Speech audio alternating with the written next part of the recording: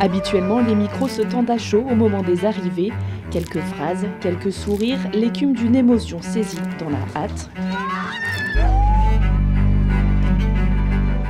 À Fleur de Ponton, c'est un instant suspendu, donner aux marins l'espace de raconter ce qu'on ne voit pas depuis la ligne d'arrivée, les doutes, la fatigue, les souvenirs qui s'accrochent comme des embruns.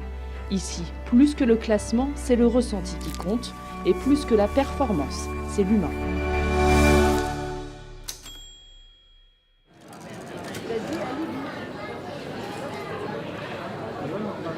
Hervé Aubry, le bateau s'appelle 12 et Hervé Aubry, il a 64 ans.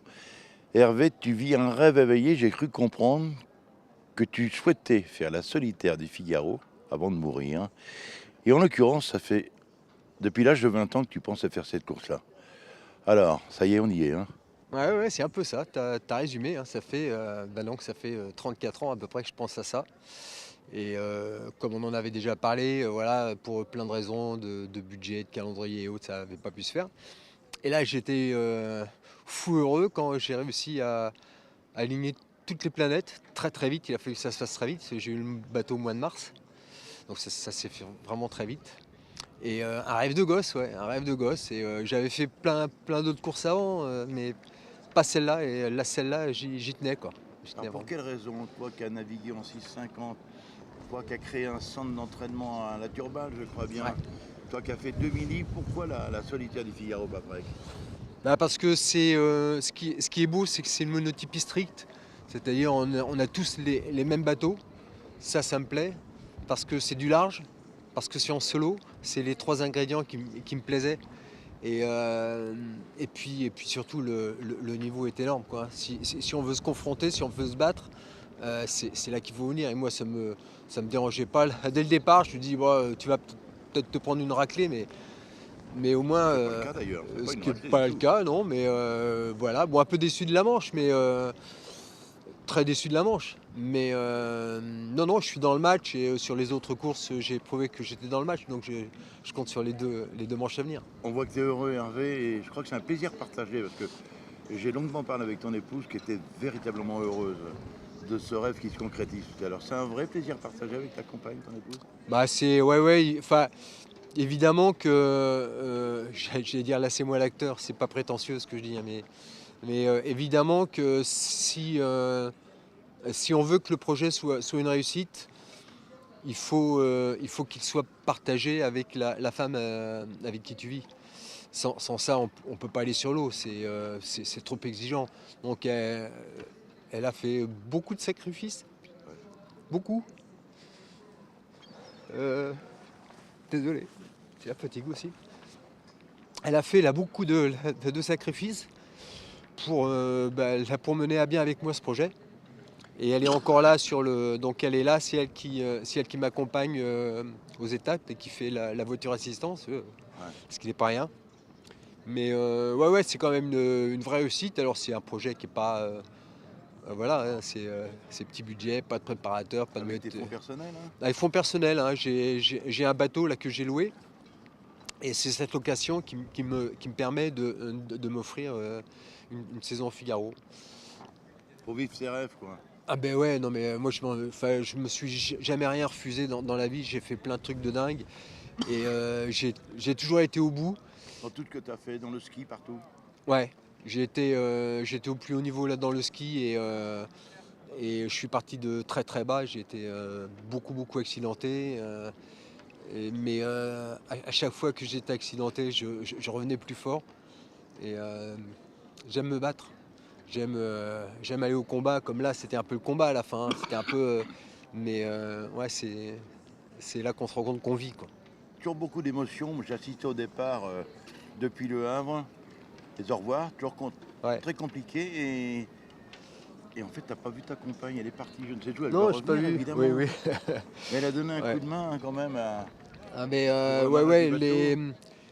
les départs de course sont toujours très, très émouvants et pour une solitaire et peut-être encore plus là, sur une transat parce que le chemin est encore plus long. Et puis Et c'est sur pas sans les risque. et puis c'est pas sans risque, on est tous, là voilà, hein, on est tous, là conscients des risques que l'on prend, en équipage, en double et en particulier en solitaire.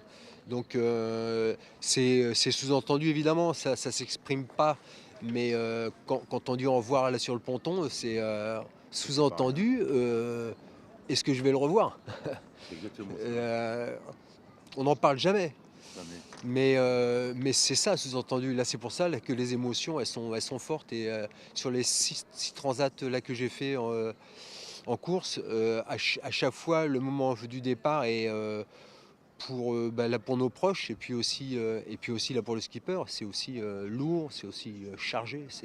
C'est pas pénible hein, parce qu'on passe par là, mais on peut pas faire abstraction de ça. C'est pas possible. Et je m'y Des prépare. moments difficiles sur cette première étape, et on pense à quoi dans ces cas-là? Est-ce qu'on se dit qu'est-ce que je fais là finalement? Ou jamais?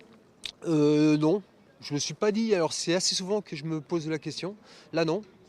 Des moments difficiles, non. Des moments où j'ai eu plein de galères parce que j'ai chopé très vite deux casiers à Barfleur. Je me suis mis une fois en marche arrière, une deuxième fois. Fait la deuxième fois, il voulait vraiment pas partir.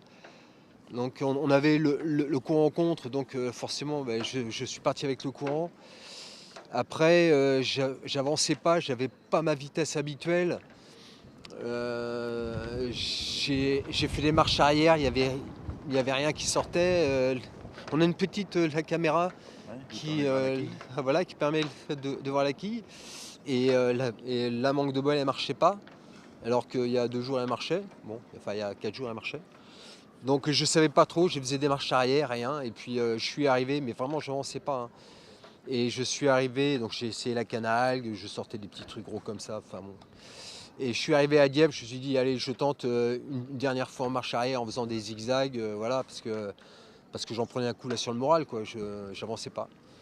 Et puis je me suis dit après je plonge. Si vraiment il y a un truc je plonge, mais là, pour plonger je voulais être sûr qu'il se passe, enfin qu'il y a un truc en dessous, quoi, parce que plonger c'est pas des trucs qu'on aime. Et finalement, en insistant, en faisant des S, en allant vite, etc., C'est parti. ben, il y a un gros sac plastique avec plein d'algues accrochées autour, qui était dans la quille depuis 2 jours pratiquement, je pense. Donc ça m'a pas aidé. Avant, on a eu un gros nuage, là aussi, je me suis dit, mais pourquoi ça s'acharne? On a eu sur 6-7 mecs un gros nuage avec très très peu de vent en dessous, avec de la grêle. Et puis on est resté collé, tanké 3-4 heures en dessous et on a vu les autres partir. Donc voilà, il n'y a pas eu de moment vraiment pénible comme j'ai pu en connaître en course. On se dit D'accord. ouais là c'est chaud. Enfin je me suis attaché 2-3 fois. C'est pas mon. Enfin je m'attache très très peu souvent. Mais là je me suis attaché là, 2-3 fois parce que c'était chaud. Mais c'est pas des moments pénibles. Voilà, D'accord. ça fait partie du truc. J'ai pas eu de galère, j'ai pas eu de grosse galère. La seule chose que j'ai cassée c'est une petite poulie. Bon. Bon, alors le rêve d'Hervé Aubry, c'est d'aller au bout de la mission, de la deuxième, de la troisième étape, de boucler la 56e édition de la Solitaire des filles Europaprec. Ouais. Et après, est-ce qu'Hervé Aubry a d'autres rêves? Ah, des rêves, j'ai Ou plein. d'autres envies sportives? Ouais, j'ai plein d'envies, j'aime aussi voler. Enfin, je suis pas. Voilà, j'ai jamais passé euh, de pilotage et autres, mais j'ai beaucoup volé avec un copain qui est pilote professionnel. Et ça m'attire, là pourquoi pas. Un grand regret de ma vie, c'est de ne pas jouer de la musique, de ne pas savoir jouer de la musique, alors que Jamais trop j'adore la tard. musique. Et là, il n'est jamais trop tard, exactement. J'adore la musique et je suis incapable de sortir une note de n'importe quel instrument. Donc voilà, j'ai plein de centres d'intérêt. Puis de la voile, évidemment, hein. J'ai des potes qui ont des beaux bateaux de course et s'ils m'en mettent d'abord, je serais heureux d'y aller. Ouais. Pour conclure l'entretien, Hervé, euh, quel message tu as envie de délivrer et à qui? Le message, c'est aux jeunes qui ont envie de faire là quelque chose, banzai. Faut, euh, faut y aller. Faut pas attendre. Faut relever des défis ambitieux, parce que si c'est pas ambitieux, on s'emmerde. Il faut relever des défis à sa portée, mais ambitieux. Et quand on a un défi, on y va, tête baissée, et surtout se mettre tous les moyens possibles pour y arriver. Ne rien avoir à regretter. Merci Hervé. De rien, grand Merci plaisir beaucoup. Serge.